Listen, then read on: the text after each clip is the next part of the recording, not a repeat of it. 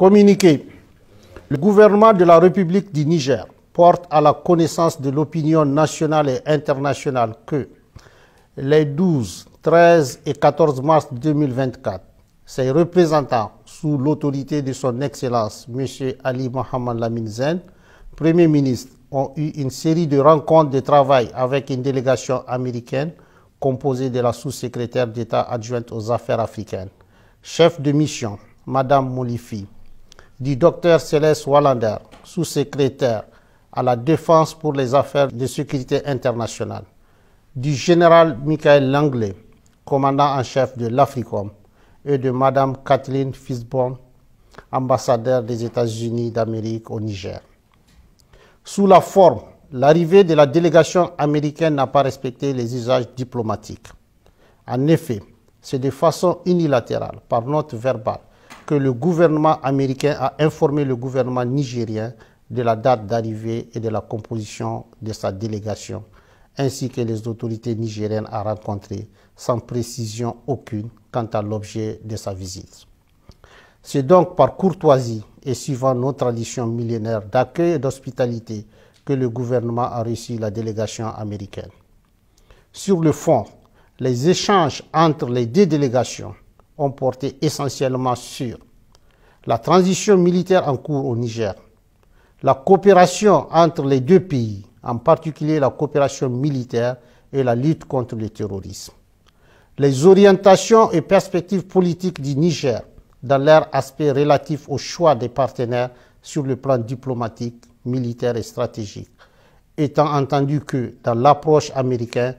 toutes ces trois questions sont profondément liées. Sur la transition en cours et le retour dans le meilleur délai à un ordre constitutionnel et démocratique, le gouvernement du Niger a réaffirmé sa ferme volonté d'organiser, dans les meilleurs délais, le retour à une vie constitutionnelle normale. Il s'agit d'un engagement solennel, en toute responsabilité, du président du Conseil national pour la sauvegarde de la patrie, chef de l'État, tel qu'exprimé dans son adresse à la nation du 19 août 2023. Sur le choix des partenaires diplomatiques, stratégiques et militaires, le gouvernement du Niger regrette la volonté de la délégation américaine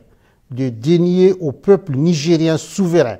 le droit de choisir ses partenaires et les types de partenariats à même de l'aider à lutter véritablement contre le terrorisme, alors même que les États-Unis d'Amérique ont décidé unilatéralement de suspendre toute coopération entre nos deux pays. Aussi, le gouvernement du Niger dénonce-t-il avec force l'attitude condescendante assortie de la menace de représailles de la part de la chef de la délégation américaine vis-à-vis du gouvernement et du peuple nigérien. Cette attitude est de nature à saper la qualité de nos relations séculaires et miner la confiance entre nos deux gouvernements déjà entamés par les événements du 19 octobre 2023. S'agissant des cas précis de la Fédération de Russie et de la République islamique de l'Iran, deux pays avec lesquels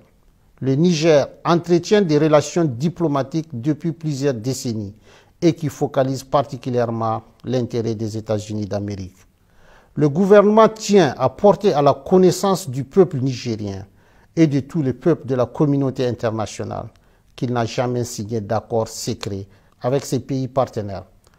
Tous les accords signés par le Niger depuis l'avènement du Conseil national pour la sauvegarde de la patrie respectent le droit international et les règles de transparence.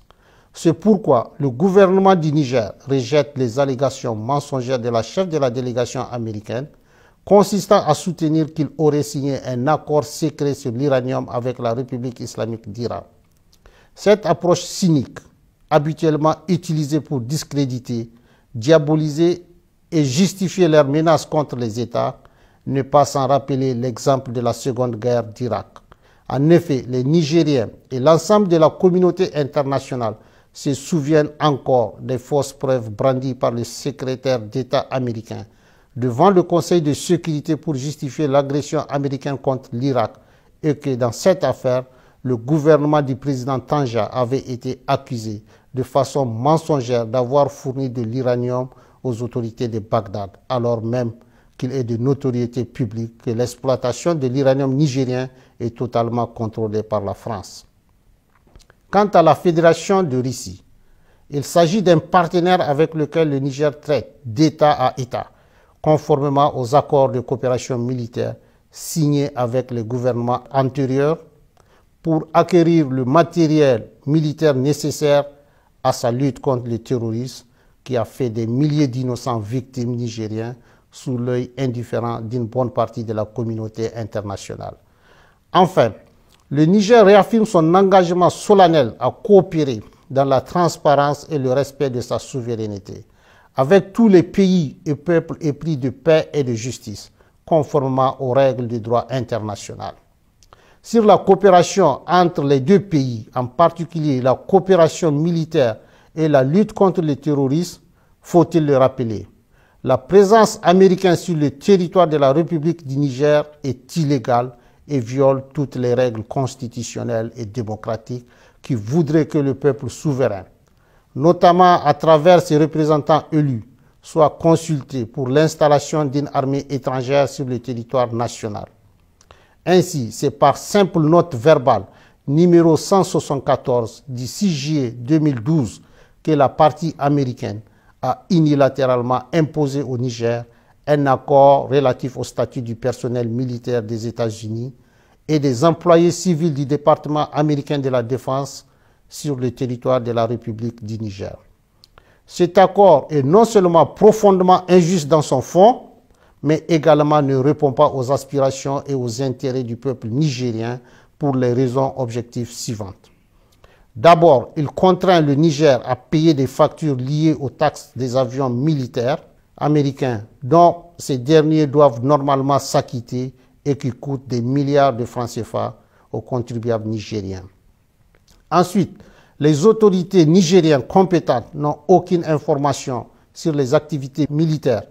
menées à partir des bases américaines au Niger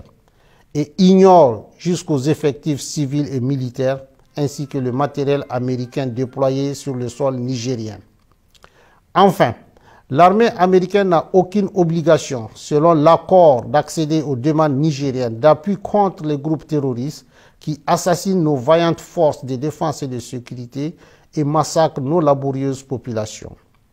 Aussi, depuis le 26 juillet 2023 et l'avènement du Conseil national pour la sauvegarde de la patrie, le gouvernement américain a décidé unilatéralement et brusquement de suspendre sa coopération militaire en violation de l'accord imposé au peuple nigérien en invoquant l'article 7008 du Consolidated Appropriation Act, sans pour autant aller au bout de sa logique qui voudrait qu'il retire ses militaires du territoire nigérien. Par ailleurs, depuis quelques semaines, le gouvernement nigérien a constaté des activités illégales de survol de son territoire par des aéronefs américains et qui sont de nature à s'interroger sur la sincérité de leur partenariat et la pertinence du maintien de l'accord de coopération militaire imposé par note verbale. Au vu de tout ce qui précède, le gouvernement du Niger, prenant en compte les aspirations et les intérêts de son peuple, décide en toute responsabilité de dénoncer avec effet immédiat l'accord relatif au statut du personnel militaire des États-Unis et des employés civils du département américain de la Défense sur le territoire de la République du Niger. Une correspondance diplomatique sera adressée à la partie américaine à cet effet, fait à Niamey le 16 mars 2024.